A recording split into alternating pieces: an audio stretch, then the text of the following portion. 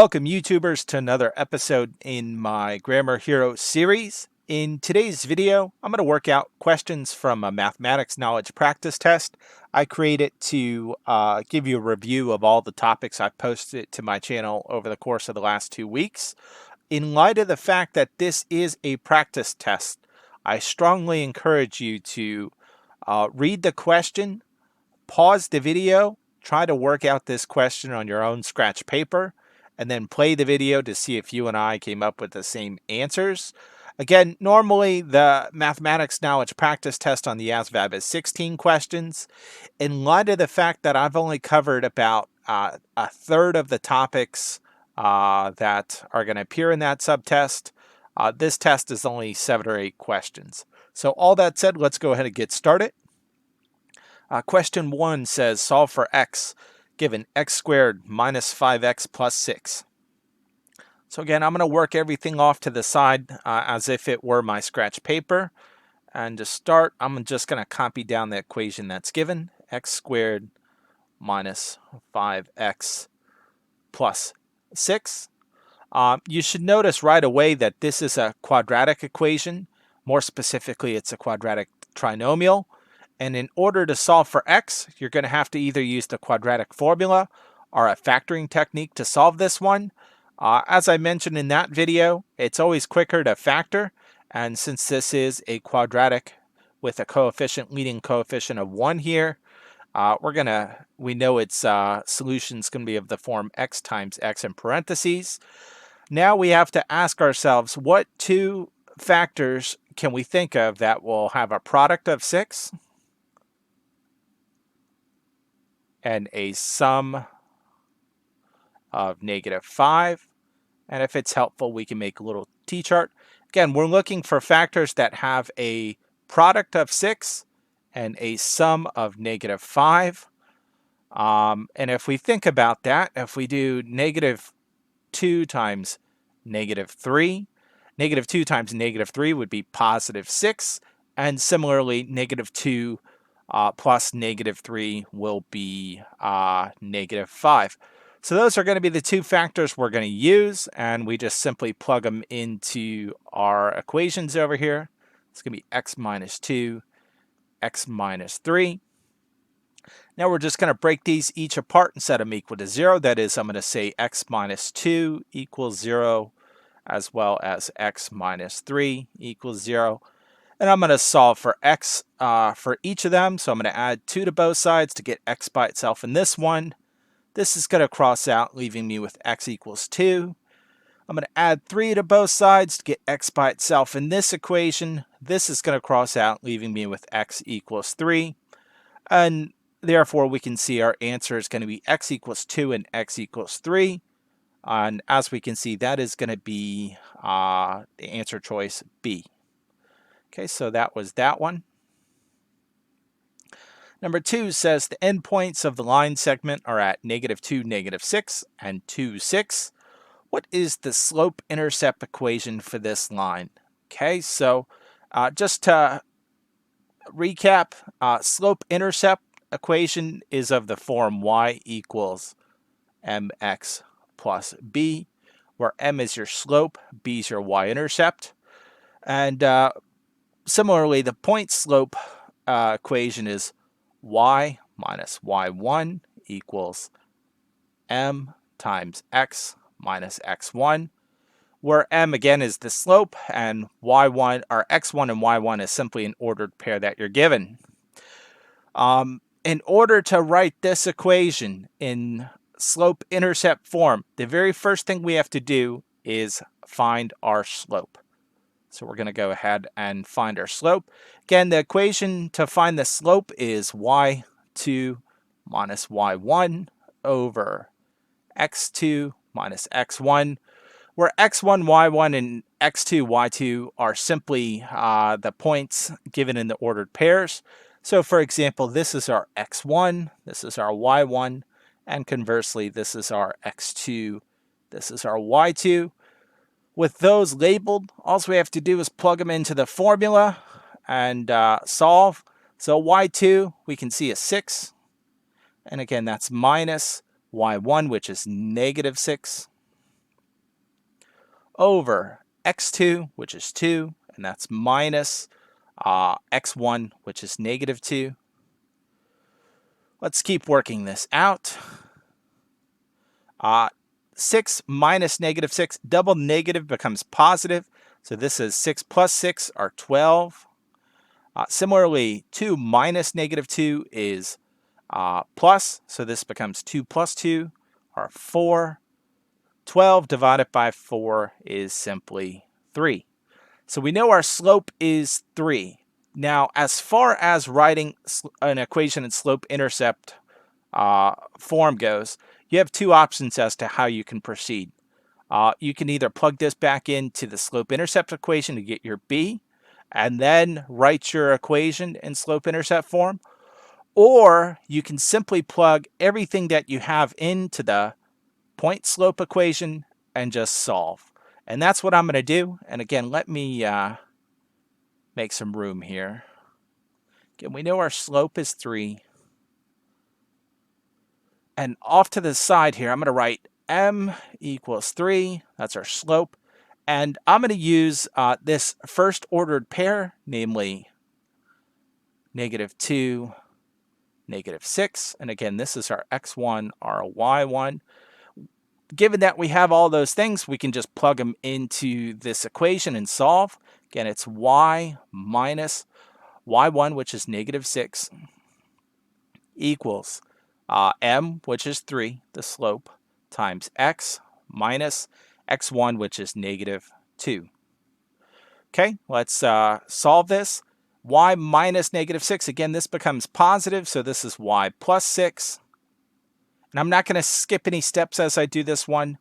This becomes 3 times x minus negative 2. This becomes positive, so this is 3 times x plus 2. All right, let's keep working this out. Y plus 6 equals 3 times x is 3x. 3 times 2 is 6. And again, I just took that 3 and distributed it there as well as there. Let's keep solving. Again, our goal is to get the equation in slope-intercept form, which is y equals mx plus b. And in order to do that, we can see we just have to move this 6 to the other side of this equation. And we're going to do so via subtraction. This is going to cross out, leaving you with y equals 3x plus 6 minus 6. 6 minus 6 is 0. So our final answer is going to be y equals 3x, which again is b. Okay, so that was that one. Again, I have a whole video as to how to do this in case you got lost. It's a good video if you want to take a look at it to refresh your memory as to how to solve this one. But you will definitely see a question like this on the ASVAB. All right, number 3 says, a class of 195 students went on a field trip. They took 19 vehicles, some cars and some buses. If each car holds 5 students and each bus holds 25 students, how many buses did they take? Right away, you should recognize that you're going to need a system of equations to solve this one. And the first thing we're going to attempt to do is take this word problem and convert it into that system of equations. To start, I'm going to label my variables accordingly. And I'm going to call buses B, not surprisingly, and cars C. We're told that they took 19 vehicles in total. So that looks like this. Some number of cars plus some number of buses is going to equal 19 vehicles in total. Similarly, we were told that, let's see, what else were we told in this one? We're told that each car holds 5 students. So that's going to be 5C plus, and each bus holds 25 students. So that's going to be 25B. And that combination carried 195 students in total. And just like that, we've written our system of equations. And now we have to figure out how we're going to solve for B. The easiest way to solve this one is via elimination, which means I'm going to try to multiply one of these equations and add it to another one, such that one of the variables drop out. In this case, I want to solve for B, so I want to get rid of this C variable. So what that's going to prompt me to do is to multiply this top equation by -5 and then add it to the second equation, and that's going to cause, as you'll see in just a second, the b variable or the c variable to drop out. So let's go ahead and write this one over here.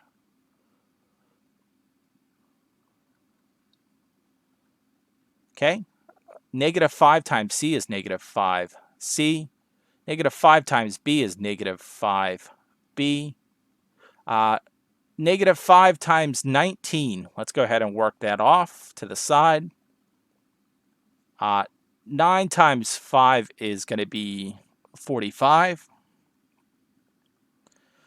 5 times 1 is 5 plus 4 is 9. So in other words, 19 times 5 is 95. Therefore, -5 times 19 is going to be -95. And again, we're adding these two equations together. -5c minus 5c crosses out. So we've gotten rid of or eliminated the variable c. 25b minus 5b leaves you with 20b. And 195 minus 95 leaves you with 100. Again, we're trying to solve for b, which is the number of students each bus which is how many buses were used on this field trip. So we're going to divide both sides by 20. This is going to cross out, leaving you with b equals 20 or 100 divided by 20. And we should know that that is going to be 5. In other words, 5 buses were taken on this field trip, which is the answer choice C. Okay, so that's that one. All right, number 4 says, what is the distance between 1, 9 and 1, -4? Again, to do this one, we have to know the distance formula, and that's going to be distance equals the square root of y2 minus y1 squared plus, let me make this a little bigger, x2 minus x1 squared, where x1, y1, and x2, y2 correspond to the ordered pairs that you're given. So if you need to, you can label this one x1, y1, x2, y2. Now it's just a matter of plugging those things into this equation. And again, let's go ahead and get this started. Y2, as we can see, is -4. And again, that's minus y1, which we can see is 9. Again, that's squared plus x2 is 1 minus x1, which is also 1. That's squared. Okay, let's go ahead and work this out now that we have it set up.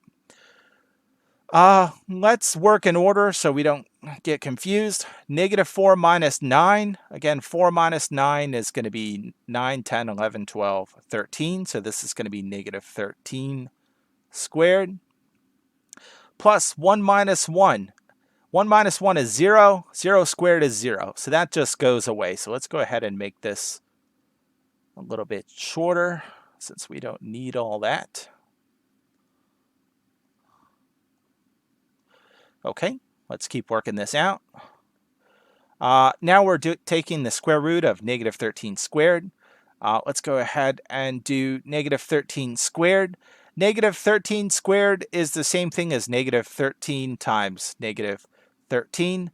Negative times a negative is going to be a positive, and we should know via mental math that 13 times 13 is going to be 169.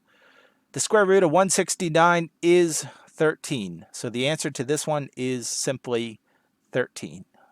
Okay, so that's that one. I'm going to go ahead and erase this because I'm going to need some room to do number 5.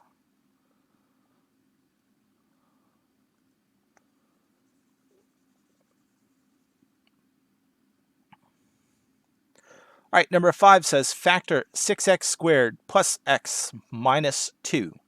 Again, considering that you're going to have scratch paper on the ASVAB, let's go ahead and, as our first step, write this off to the side. We have 6x squared plus x minus 2. And in this case, it tells us directly what to do. More specifically, it says to factor.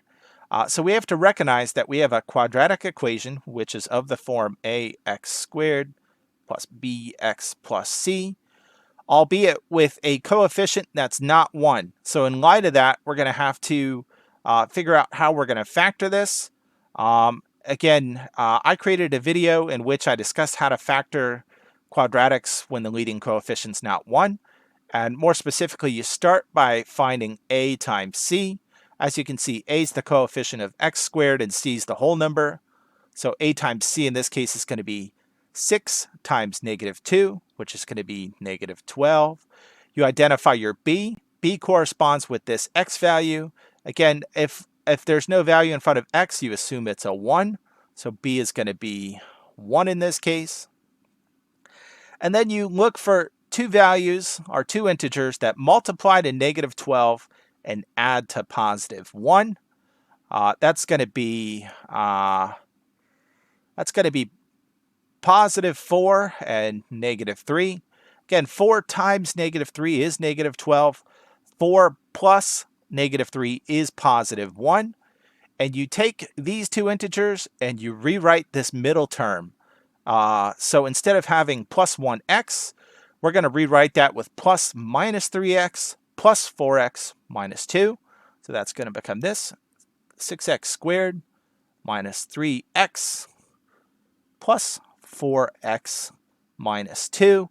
And again, I rewrote that 1x with these two terms such that it's going to make factoring by grouping very easy. And again, now we're factoring by grouping, which means we're going to split this equation in our mind in half. And if you focus on this first pair of terms, notably 6x squared minus 3x, we're looking for its greatest common factor, which is going to be 3x. We're going to factor that out, which is going to leave us with 2x minus 1. Now we're looking at this second pair of terms, notably 4x minus 2. And we're going to factor out its greatest common factor, which is going to be 2.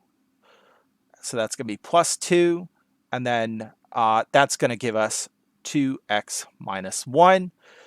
We pair or group these accordingly. We pair or group 3x with 2 as one set of solutions.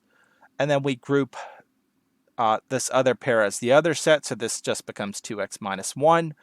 And we factored this. So our answer is 3x plus 2, 2x minus 1. We can see that that is going to be, in fact, C. It's just written in reverse order, which is fine.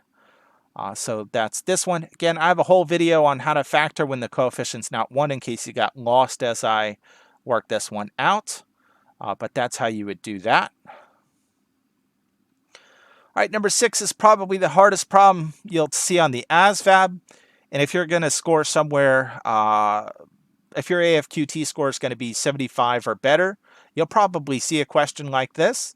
It says, a boat can travel up a river in 2 hours. The same boat can travel 36 miles downstream in 3 hours. What is the speed of the boat in still water? What is the speed of the current? Again, this one is tricky in as much as it's going to combine your knowledge of a couple things. Notably, you're going to have to use the distance formula, which is distance times rate times time. You're going to have to figure out how this current is affecting the rate of speed of the boat, which is represented by R. And then you're going to have to use a system of equations to solve this one. So in light of that, let's go ahead and start this problem by drawing a picture so we can see more specifically what we have going on. And again, these bars are going to represent the stream going, and this top one's going to be upstream. So we're going to have a boat, which is right there. It's going this direction, whereas the stream is flowing against it.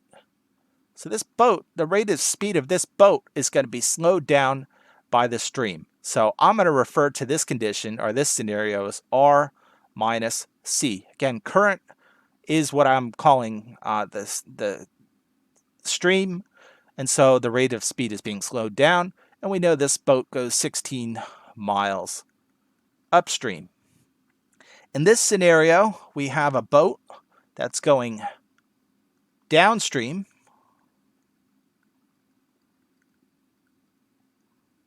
More specifically, it is going 36 miles downstream.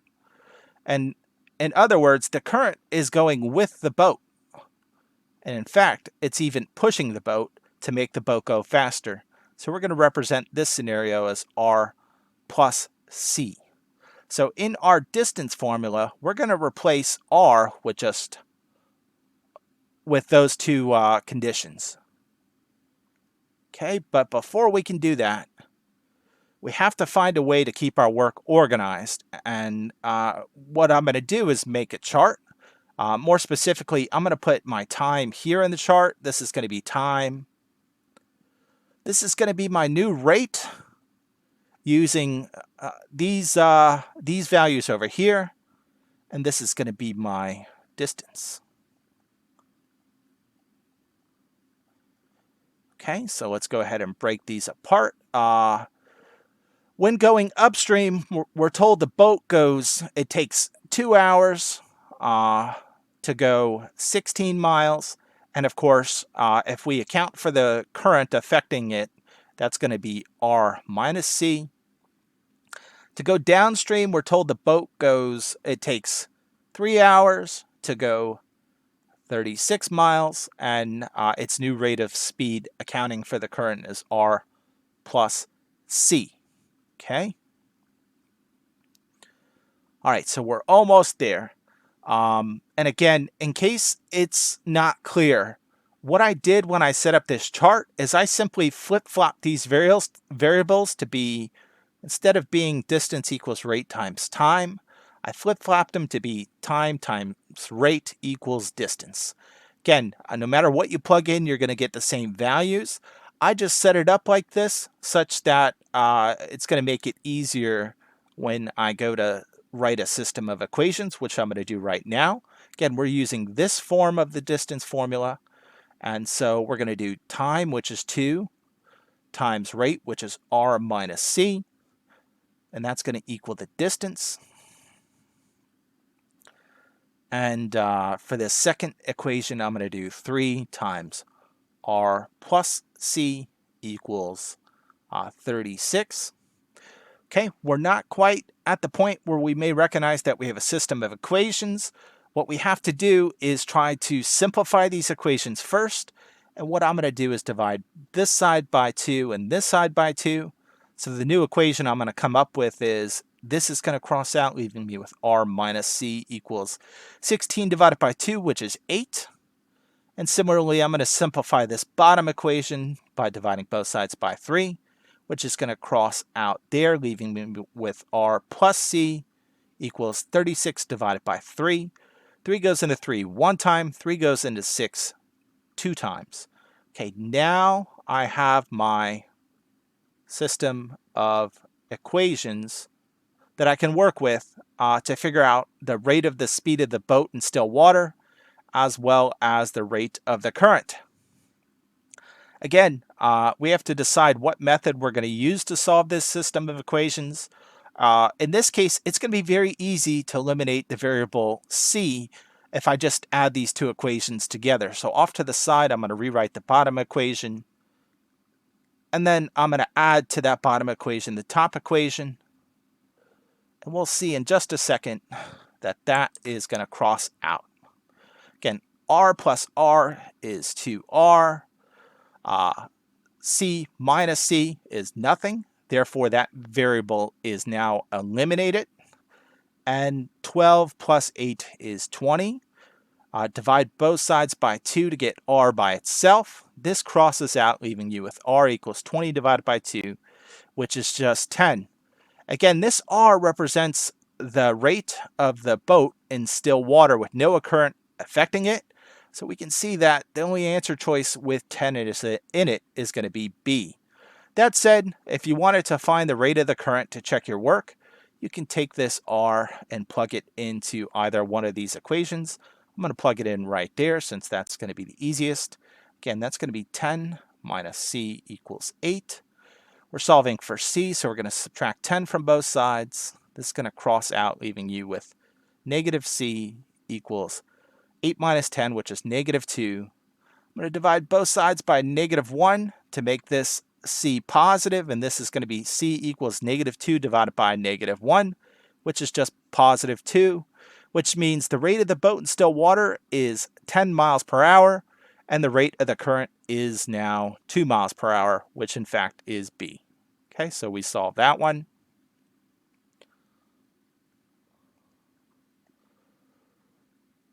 Let's go ahead and do the final question in this practice test. Again, we're asked to find the solution of the inequality 5 plus 2x is greater than 7.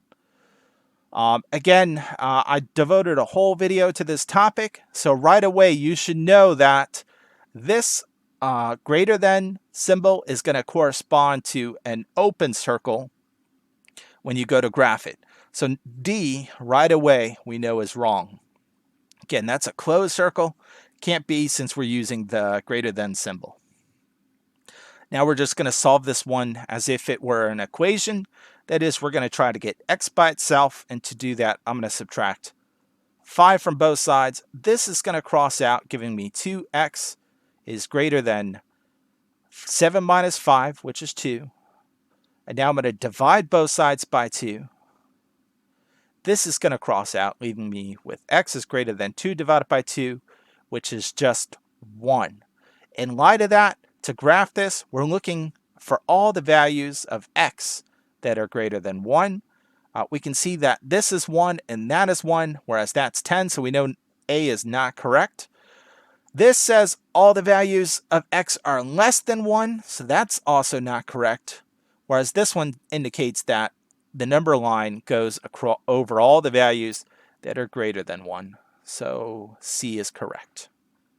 Okay, so again, that's all I had for you in this video. Again, it was a practice test covering all the topics I've posted over the course of the last 2 weeks, which account for about 1/3 to half of what you'll see on the mathematics knowledge subtest of the ASVAB. Later this week and throughout the rest of next week, I'll post topics that are going to cover the next half, or the remaining half of the mathematics knowledge subtest. So before I let you go, I'll just say, if you find my content helpful, please consider subscribing to my channel. In addition, you're more than welcome to leave some feedback in the comment section below. I want to stress that a lot of YouTubers typically only give you, one question per video, which really doesn't help you connect all the dots and prepare for the ASVAB. Again, on the ASVAB, you're going to have to do all these questions at once, and they're not going to be in a specific order. So I hope you find it helpful that I'm giving you more than one question in my videos. But on that note, I'm going to go ahead and cut you loose. Konnichiwa.